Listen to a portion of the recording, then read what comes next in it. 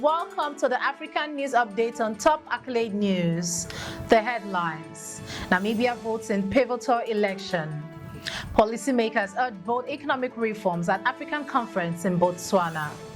Ghana's cocoa industry faces uncertainty. South African police arrest 14 minors.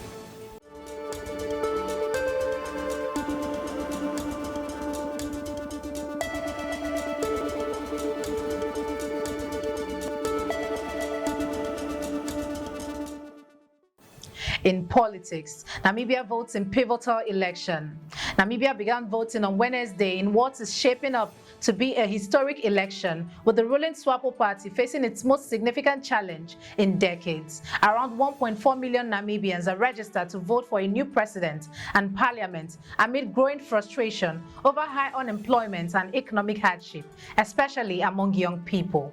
Vice President Netumbo Nandi-Ndaitwah, SWAPO's candidate, leads after early voting results, but she faces strong competition after former dentist Penduleni Itula, representing the Independent Patriot for Change. The election is seen as a potential turning point for the country, which has been under SWAPO's rule since independence in 1990.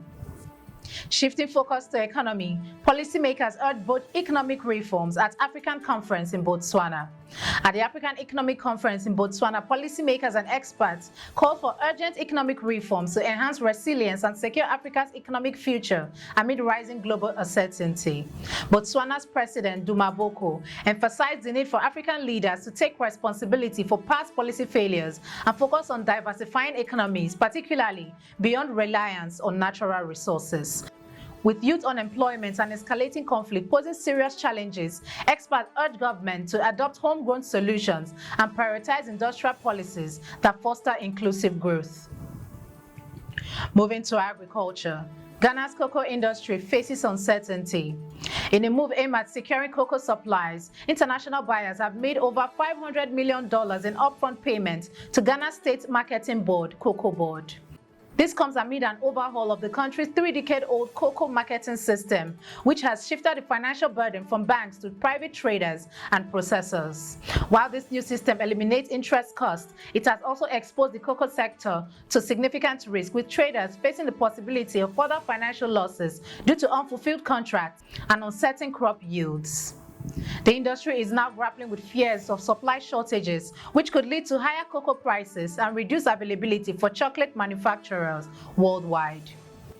Now in crime, South African police arrest 14 minors.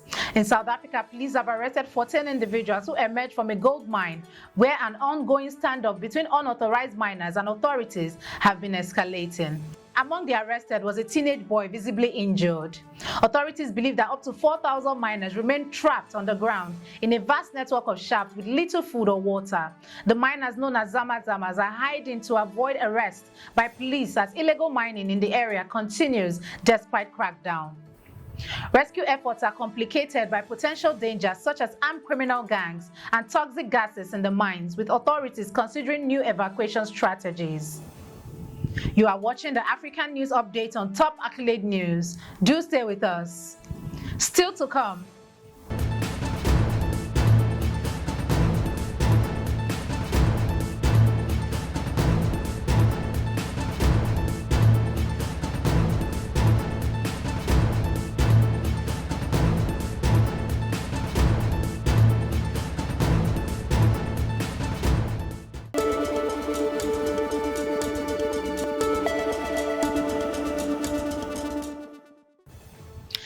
For staying with us.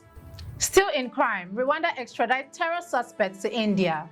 On Wednesday, November 27th, Rwanda extradited Salman Khan, a man linked to a terrorist organization in India and accused of engaging in radicalization activities against the Indian government.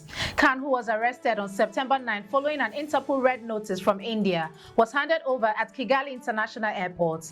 This marked the first extradition between Rwanda and India, despite the absence of an official extradition treaty. Rwandan authorities worked out a reciprocal agreement with India, ensuring future cooperation in cross-border crime cases. This extradition serves as a reminder that no criminal will find refuge in Rwanda, a country that maintains a zero-tolerance policy towards crime. Moving to disaster. Rescue operations end in Tanzania building collapse.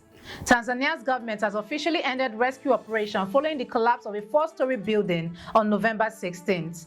The death toll has reached 29, with more than 80 people rescued from the wreckage. Authorities have arrested the building's owners and investigations are ongoing to determine the cause. Similar incidents during the rainy season are often attributed to poor construction practices. In response, the president has ordered an audit of all buildings in the area, as most businesses have now resumed operations. In entertainment, THUSI confronts online criticism. South African actress, DJ and businesswoman THUSI has taken to Instagram to address the online criticism she's been receiving, sharing a powerful message of personal growth and resilience. In a recent video, THUSI explained how negative comments, particularly about her previous posts asking people not to check up on her, used to affect her deeply. However, she now sees these remarks as less impactful, reminding her followers that they have the power to decide how much negativity comes to them. THUSI's message has resonated with fans who applauded her for embracing growth and choosing a constructive way to handle criticism in the digital age. Now in sports, Black Queens WAFCON prep in jeopardy. Ghana's Black Queen, one of Africa's top women's football teams, are facing a major setback in their preparation for the 2024 Women's African Cup of Nations (WAFCON) in Morocco. Crucial international friendlies against Senegal and Tunisia are in jeopardy due to a $40,000 funding shortfall, with both the Ministry of Youth and Sports and the Ghana Football Association struggling to secure the necessary finances. This situation highlights the ongoing challenge of underfunding women's football in Ghana despite the Black Queen's strong performance in the WAFCON qualifiers earlier this year. Fans and players alike are expressing frustration, urging the government and corporate sponsors to step in and support the team. That concludes our African news update for today. Stay tuned for more African news and developments. Thanks for joining us. I am Okocha Ojorumi. Connect and engage with us on all our social media handles. Do have a wonderful day.